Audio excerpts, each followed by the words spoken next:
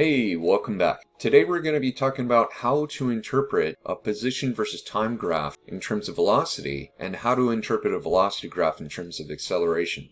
So maybe you're an AP Physics student or a physics student and you need to know something about this. I will say that if you are an AP Physics C mechanics student, you will almost certainly see questions testing this knowledge right here on the multiple choice exam and then also on some form of a free response as well. So I'm going to teach this in such a way that everyone can understand it though, and we're just using concepts and graphs here that everyone can understand. Alright, so let's go ahead and get to it. First of all, if we have a position versus time function like you see right here, some variant of a sine function for instance, what we want to do is think about what's going to happen to the velocity as it varies with time and acceleration as it varies with time as well. So the key strategy we want to be aware of is when you go from, say, position to velocity, you're going to take the slope of that function at a tangent line at the point you're interested in. In other words, we draw a tangent line right here, think about what the slope would be at that position, and then you can plot the points. I've gone ahead and drawn in some relative values for us to think about the velocity at the different points. So let me show you what I'm talking about. The velocity right here, since it's the most positive slope that we see on the graph,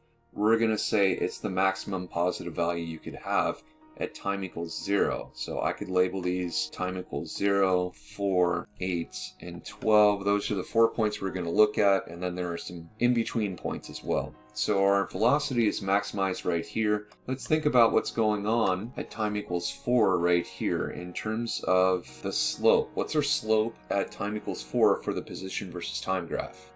Well, that's going to be 0, right? So our slope is 0 right here.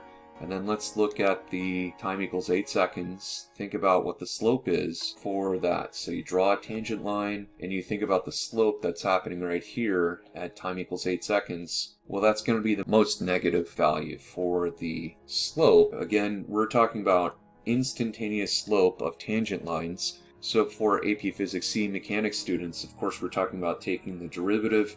If you have the function to work with, you're going to take the derivative as you go from position to velocity and differentiate or take the derivative as you go from velocity to acceleration.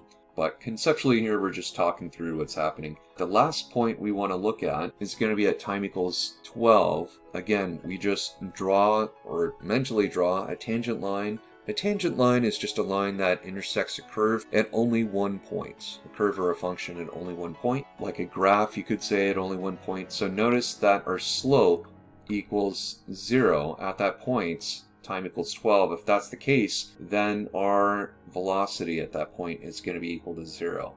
Next up, what we're going to do is try to draw a curved function because it does vary with time continuously. So this is my attempt at drawing this. Alright, so not the greatest drawing, actually. I could redo some of this, but I think that's good enough. You get the idea, and if you were to ask to draw a section of this for an FRQ, let's say, then you could do something like that and get credit for it. Alright, let's talk through what's happening with the acceleration. We're actually going to be doing the same thing. We're going to take the slope of a tangent line, or you could say differentiate as you go from the top function down below, and in other words, take the derivative for AP Physics C students. Alright, let's take a look at this. This one right here, again, take the slope of a tangent line and think about what's happening here. Notice that at that point, our acceleration is actually going to be 0 because our slope is 0. Now, you can also think of this conceptually as well. If you look at time equals 0, notice that it's at the initial position. You have a positive velocity because it's rising quickly. But it's for this section, if we think about a section of time, this time around t equals 0, so the velocity is positive, but it's really not changing. And that's another way to think about what's happening here. Its velocity is positive, but it's really not changing. The velocity is not changing. So our acceleration is equal to 0, or v is equal to some maximum positive value over here. Let's think about what's happening at time equals 4 right here. Draw your tangent line and think about what that's going to be. Well, that's a negative slope right here, right? So the negative slope, this is going to be our maximum negative value, you could say.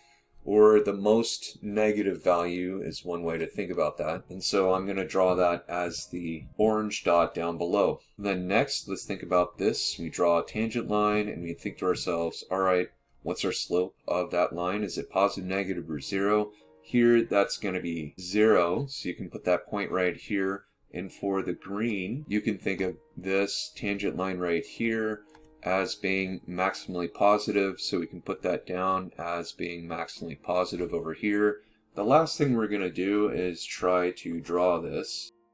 Okay, and as you can tell, my drawing skills are not that great, but it's basically good enough. You start to get the idea of how to draw this. I think you could draw this probably better than I can. In any case, let's think about two things that I want to say about this. First, there's more to say about these types of things if we're at the beginning of the year in a kinematics unit. Later, when we talk about simple harmonic motion, I'm going to be talking about more of this, but you can still see questions like this in a kinematics unit. In a good high school physics class or in an AP level class, you will see questions that deal with this. So you can anticipate multiple choice questions about this, like, all right, at time equals 4, the velocity would be what? The most negative or 0 or maximally positive. Secondly, I do want to talk about one last concept before we move on, and that is a concept of amplitude.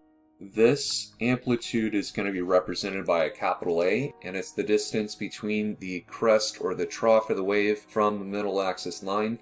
One last thing I do want to mention too is notice that these waves are all offset of each other. If we ignore the amplitude difference between the first wave and the second and the third, if we just squish the top wave, imagine reducing the amplitude of the top wave, they would be very basically the same waves, but they're offset. That is called a phase shift.